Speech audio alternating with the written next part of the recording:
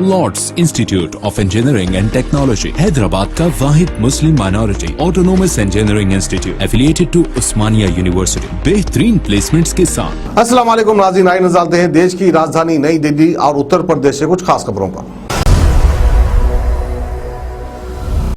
बाहरी दिल्ली के नांगलो इलाके में एक मकान मालिक ने घर में घुसकर 38 साल की एक महिला से जबरन दुष्कर्म किया है। वारदात के चंद ही मिनटों बाद आरोपी के बेटे ने पीड़ित महिला की 12 साल की बेटी के साथ भी छेड़छाड़ की है। बताया जा रहा है कि पीड़िता महिला अपने परिवार के साथ नांगलोई के एक अमर कॉलोनी में किराए के मकान में रहती है और 3 महीने पहले ही उसने अजीज नाम के एक शख्स से मकान किराए पर लिया था और उसके परिवार में एक 12 साल की बेटी भी है। बताया जा रहा है कि मंगलवार को दिन में वो अपने घर में मौजूद थी और इसी दौरान उसका मकान मालिक अजीज जबरन घर में घुस गया और उसने जान से मारने की धमकी देकर पीड़िता के साथ दुष्कर्म किया। वारदात के बाद आरोपी मौके से फरार हो गया। इसके बाद पीड़िता महिला किसी काम से बाहर निकली तो आरोपी अजीज का बेटा इरफान वहां पहुंच गया और वहां पीड़िता महिला की 12 साल की बेटी मौजूद थी और आरोपी ने उसके साथ भी छेड़छाड़ की है। वारदात के बाद दोनों ने परिवार को जान से मारने की धमकी दी और फरार हो गए। पीड़िताओं ने मामले की खबर पुलिस को दी है और छानबीन के बाद पुलिस ने दुष्कर्म, पॉक्सो और जान से मारने की धमकी देने का मामला दर्ज कर लिया है और पुलिस पीड़िताओं का बयान लेकर मामले की जाँच कर रही है। दिल्ली के बॉर्डर्स पर अपनी मांगों के समर्थन में किसानों के आंदोलन के आज 9 महीने पूरे होने के बाद ये दुनिया का सबसे ज्यादा दिन चलने वाला विरोध प्रदर्शन बन जाएगा।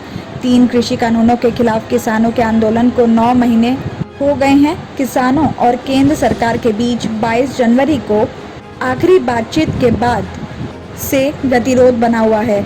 तो वहीं केंद्र के 3 कृषि कानून के विरोध में यूपी गेट पर चल रहे किसान आंदोलन को आज 9 महीने पूरे होने पर भारतीय किसान यूनियन के पदाधिकारियों ने हवन और यज्ञ भी किया है। जिला अध्यक्ष चौधरी विजेंद्र सिंह ने बताया कि किसानों का हौसला भी टूटा नहीं है और इसी के साथ सभी पदाधिकारी और देश के किसान इकट्ठा होकर 3 कानूनों का विरोध कर रहे हैं। और इस बीच उन्होंने ये भी कहा कि चाहे आंदोलन को कितने भी साल बीत जाए, लेकिन जब तक 3 कानून वापस नहीं होंगे और सबसे कम समर्थन मूल्य पर कानून नहीं बनेगा, तब तक आंदोलनकारी किसान घर वापस नहीं जाएंगे। हवन यज्ञ के दौरान किसानों ने सरकार की शुद्धि बुद्धि के लिए भी आहुति दी है।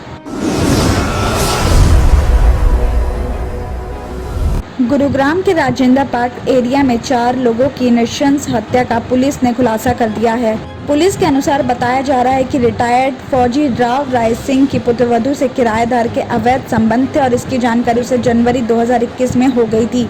उसी के बाद किराएदार से मकान खाली करने को कहा था। कहने के बावजूद उसने ना तो मकान खाली किया और ना ही 10 महीने से मकान का किराया दिया था, जबकि वो इस मकान में 2.5 साल से 5500 रुपए महीने का किराएदार है और इस हिसाब से उस पर 10 महीने का किराया 55,000 रुपए बकाया था। बताया जा रहा है कि 3 महीने पहले कोरोना काल में किराएदार कृष्णकांत अपने परिवार के साथ बिहार चला गया था और रक्षण बंधन से कुछ दिन पहले गांव से वापस आने के बाद उसने अपनी बहू को कृष्णकांत के साथ आपत्तिजनक हालत में देख लिया था और इसी घटना के बाद उसने बहू की तेज धार हथियार से हत्या करने का प्लान बना लिया था। उसी रात उसने 2 बजे पहले पुत्रवधू की हत्या की और बाद में ऊपर जाकर किराएदार, उसकी पत्नी अनामिका और उसकी दोनों बेटियों की भी उस धारदार हथियार से हमला कर दिया। इस घटना को अंजाम देने के बाद रिटायर्ड फौजी थाने पहुंचा, जहां उस थाने में तैनात बहुत से पुलिस वाले उसे पहचानते थे। पहले तो लोग उसकी बात पर यकीन नहीं कर रहे थे, मगर हाथ में धारदार हथियार देखकर लोगों में हड़कंप मच गया था। पुलिस इस मामले में आगे की कार्रवाई कर रही है। गाजियाबाद के गोविंदपुरम के गौर होम्स में एक ऐसी दर्दनाक घटना सामने आई है जिससे हर कोई सदमे में है। दरअसल यहाँ बुधवार के दिन में एक 12 साल की बच्ची 9वीं मंजिल से गिरने से मौत हो गई। जानकारी के अनुसार बताया जा रहा है कि बच्ची अपने डॉगी के साथ 9th फ्लोर पर अपने घर में खेल रही थी और खेलते खेलते बच्ची का डॉगी रेलिंग के जाल में फंस गया।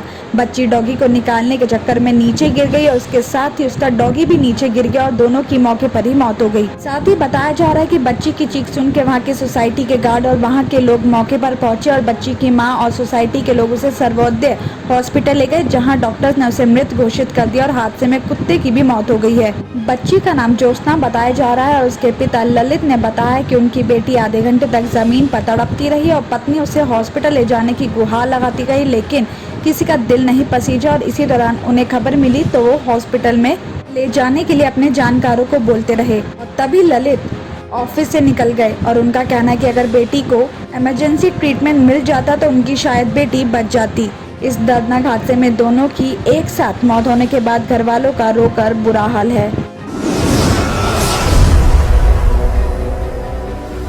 दिल्ली सरकार जल्द ही एक प्रगतिशील फिल्म नीति लेकर आएगी। मुख्यमंत्री अरविंद केजरीवाल ने बताया कि इस फिल्म नीति से देश के अंदर मनोरंजन उद्योग को प्रोत्साहन मिलेगा।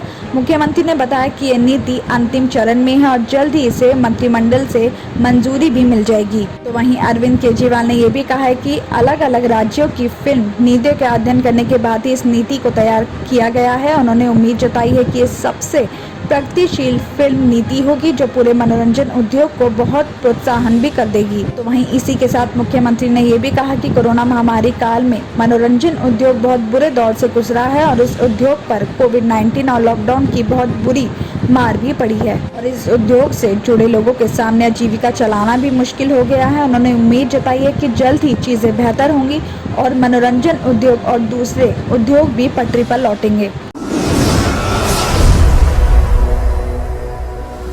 किडनी के अमराज से परेशान मायूस लोगों के लिए खुशखबरी। R&S यूनानी फार्मेसी किडनी और गॉल ब्लैडर स्टोन के खात्मे का जरिया। अब UNI स्टोन कैप्सूल्स के जरिए खात्मा कीजिए। No operation, no side effects, 100% result. सिर्फ UNI स्टोन कैप्सूल से मुस्तहिक लोगों के लिए खुसूसी रियायत। फिर से पथरी न होने का मुकम्मल इलाज। दर्द, कॉन्स्टिपेशन और पुराने कब्ज से निजात पाइए। आज ही तशरीफ लाएं। R&S यूनानी pharmacy, first floor, syndicate bank, Bahadurpura x road, Hyderabad. Contact 9703 939 436 9063 383760।